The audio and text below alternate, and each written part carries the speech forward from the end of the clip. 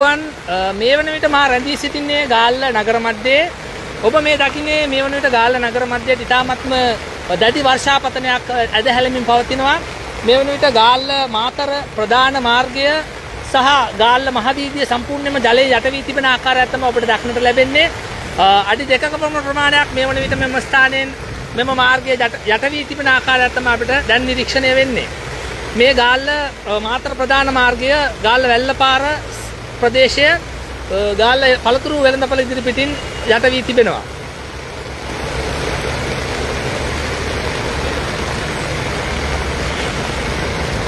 ඔබ මේ දකින්නේ ගාල්ල නගරයට අද සවස ඇදහැලෙමින් පවතින අධික වර්ෂාව හේතුවෙන් මේ වන විට නගරය යට වී තිබෙන ආකාරයක් තමයි දක්නට ලැබෙන්නේ.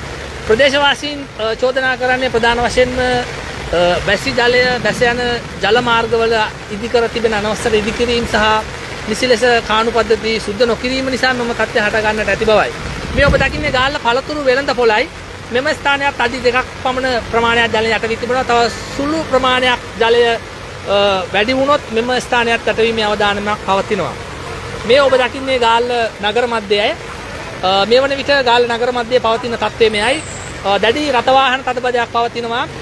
ගාල්ල මාතර ප්‍රධාන මාර්ගය භාවිතා කරන පිරිස් මෙම ස්ථානයේ මග හැර විකල්ප මාර්ග භාවිතා කරන්නේ නම් ඉතාමත්ම හොඳයි කියලා හිතනවා. මොකද